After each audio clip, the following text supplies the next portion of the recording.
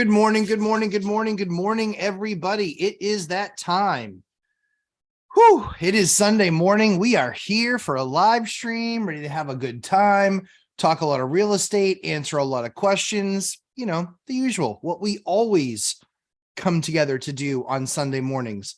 And yeah, I'm sorry. I see this clip. Somebody was apparently in my office moving things around, or my studio / office / whatever else you want to call it. We're here to do work here this morning, everybody.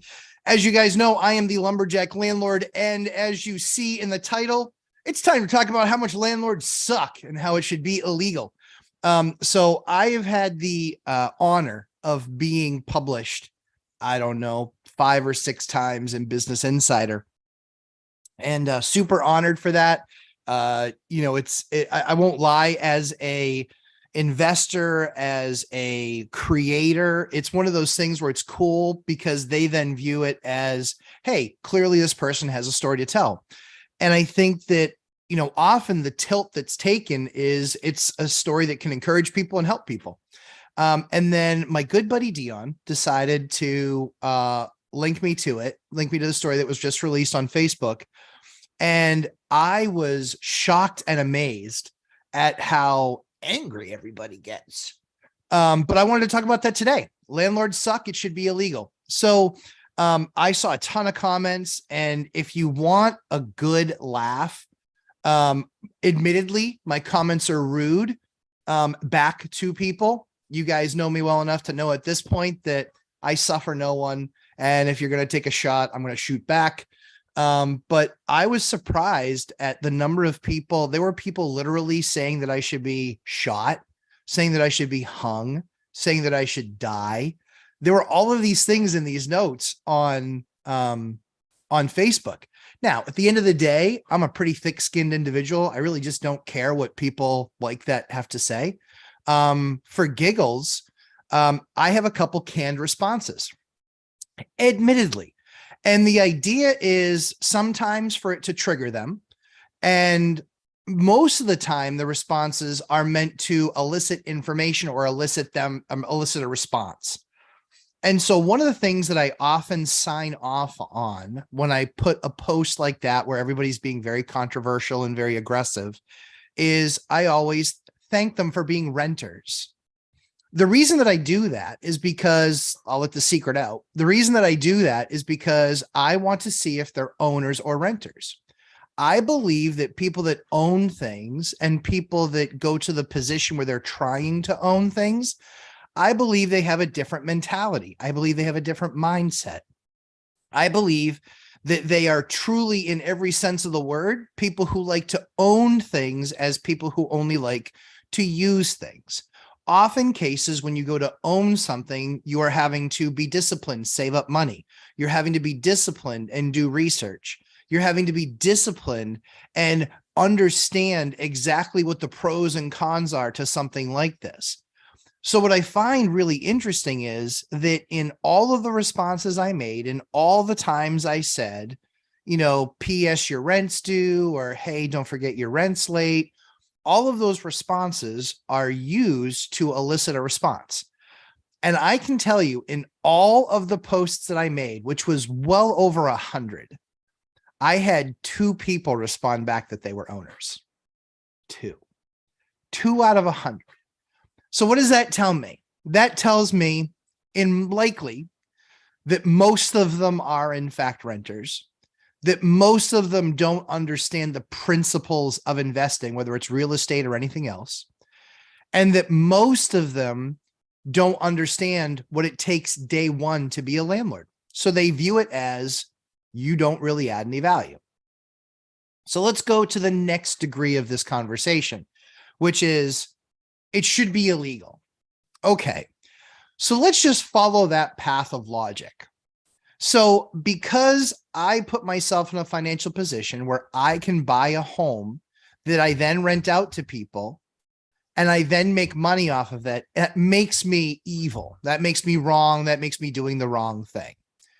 So I understand that they believe that it comes to that conclusion. But that's believing that I'm not providing a service. Whereas most other landlords, and I think you guys will agree, when you are a landlord, you do own it, but it is also work, whether it's a broken pipe or fixing a roof or making sure the yard's done or making sure the snow plowing's taken care of. When something breaks, they don't take on the liability and the time effort of having to take care and address those items. They pick up the phone and they call a landlord. It's a use model, just like a lease on a car. So I find it interesting because, again, it really serves to the mentality of owners own and renters rent. Now, if you're rarely going to use something, it makes sense to rent it. If you're often going to use something, it makes sense to own it. So I believe that housing largely falls into that bucket of having to use. So let's take it a step further. We were poor growing up. We didn't have a ton of money. I remember having steak one time, and it absolutely, it made a single tear roll down my cheek having steak. I was like, this is wonderful. So wonderful. And so I didn't get angry and yell at the restaurant that they needed to make the steak more affordable so I could have it. I also didn't go yell at the farmer and say, what right do you have to raise that cow, feed it all the time and do all the work, slaughter it, and then put it at the butcher so I can then have the steak? What right do you have to make any money off that? That is obscene. You are evil. Or how about grocery stores? They say that housing is required. Housing is needed to live. Well, so is food. So are you walking into grocery stores and picketing grocery stores because they're selling food? Like, this is the absurd logic that many people had on that message board. Somehow that I am intrinsically evil, and it's intrinsically evil to own. Let me help you with something. If you are not a landlord and don't aspire to be a landlord, I'm cool with that. You go your way, I'll go mine. No big deal. One of the things that we like to do as being part of the solution is we like to take dilapidated homes or homes that, quite frankly, haven't been touched or taken care of in decades. We like to go through them, gut them, make them nice, clean, and make it a place where somebody can actually call a home. Because 69% of Americans still live paycheck to paycheck. They will largely be in a position where they won't be able to afford what it takes to buy a home, even though in most markets, it's a less than $15,000 deposit. $15,000. $15,000 is a lot of money. It's a lot of money to a lot of people. But if you're disciplined, you can absolutely get there. In fact, I would challenge you that almost anyone can get $15,000 in savings in a year. Almost anybody, if you just do what it takes to get there. That's because that's what I did. I had to do what it took to get there. That's how it goes. And so one of the things that I would tell all the folks that are landlords is don't sweat it. They speak of what they do not know. I'm not offended by all the silliness that they say. When they call for me to be killed because I'm a landlord, okay, so you're mentally deficient. Not my fault. It is what it is. People are going to poo-poo. People don't like others having more than they have, even though the others, us here in this group, spend a lot of our time, our free time, figuring out ways that we can A, take care of our family better and get further ahead so we can spend more time with our family. B, we invest in something. And C, largely, a lot of us like to help other people. And what's the best way that we can do that? It's actually by having a nice unit, renting it out. And sure, does it create an income? Absolutely, it does. Is it zero work? Of course it isn't. My ability with my credit or with the money that I've created or with the effort that I've put forth, all of those things are worth something. And if you don't want to be a landlord and don't want to do that, sure, don't do it. It's fine. But then you're going to be a renter. And if it's, I only care about my family and I just want a house for us, that's cool. It's fine. I just like to help people. And you know what? I've never seen a poor person give money away. Not ever seen it. Never seen a poor person be able to do a food drive. Not seen it. Not ever. Not even once. I've never seen a lot of these things. So while all these other people want to sit in there with righteous indignation and tell me that as a landlord, I'm somehow evil, I would invite them, come spend an afternoon with me. And why don't you see exactly how evil I am? Because I'd be willing to bet you I help more people in one day than you probably help all year. And that's where I think that, largely speaking, a lot of social media can be an absolute cesspool and toilet. I always am excited when people get their next job or deal or whatever it is when they get their next building. I'm always excited for them. I think it's great. I think it's awesome because I know what it takes to get one done.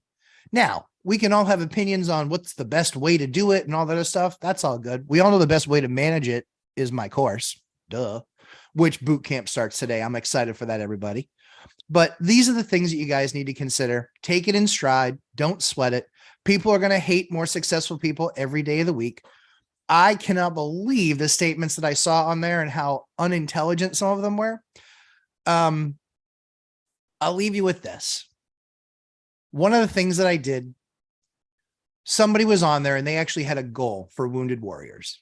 And I'm a big, big fan of our veterans. I'm a big fan of active service. I'm a big fan of people that sign on the line, which is dotted to serve our country. I'm a big fan of them.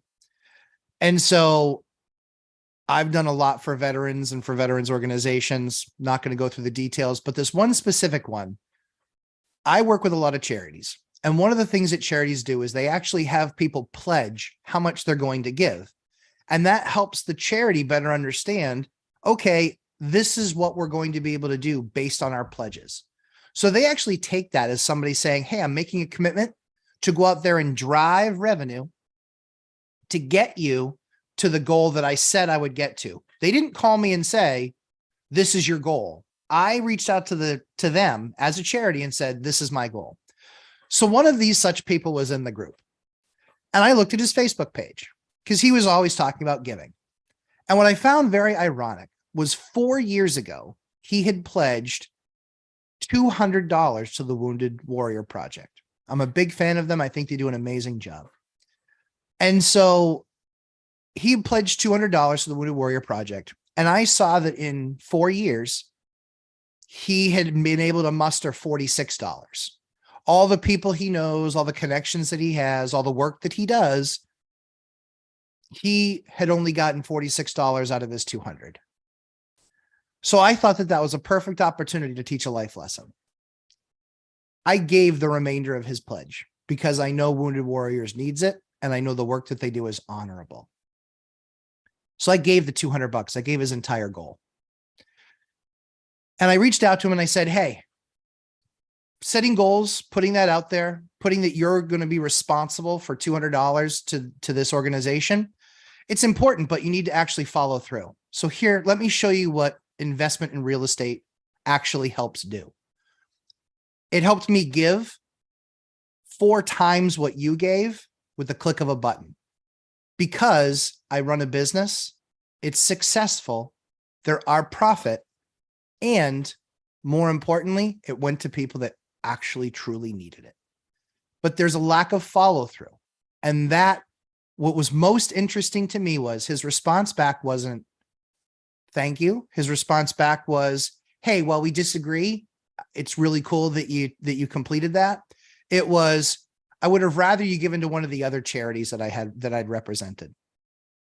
Well, you know what? That just makes you an a-hole. So at the end of the day, be encouraged. What we do here is for good, and it's for the good of not just ourselves, but also of our renters and our tenants. Make sure you're on the good side of the ledger. I don't like landlords, and I'll speak against landlords all day long, that have a bad model, which is what I call the slumlord model, which is they're buying an asset and the only goal there is profit, profit, profit. That's the only goal. And regardless, they just continue to raise rents and they don't do any of the work around the place. Not a fan of those landlords. In this group, and what we do and what I teach in my course, is how to be a responsible landlord. We take care of issues. We're proactive. We're forward thinking. And we want to get great tenants. But the reason I put that dumpster up there as the sign on for, or as the thumbnail for this, on Instagram and on Facebook, the reason I use that dumpster is That's how I got treated as a landlord. Tenants refuse to buy the town bags that they sell for put their trash in. They refused to get them. So what did they do? They would go out to their second floor deck and they would drop a big black trash bag in the back. That's what they did. We asked them, we sent them letters, we sent them all sorts of things. When we asked the city to get involved, the city was like, nope, that's a landlord issue. This is the kind of thing that we had to look forward to. So I think what's really crazy in this whole thing is people don't respect landlords. They don't think it's a job. They don't really care about your units in large part. And so at the end of the day, the only thing that we can do is make sound invest in our tenants, which is to make the place nice and make the place continue to keep the place up. And that we have to play by a set of rules, but it's also incumbent upon us to play by the set of the rules that we set forth in the lease, to make sure that our property is not being damaged, to make sure that they're doing their part as a tenant. And if not, we need to do our follow through and ensure that that gets taken care of. So I said a lot in the last 14, 15 minutes.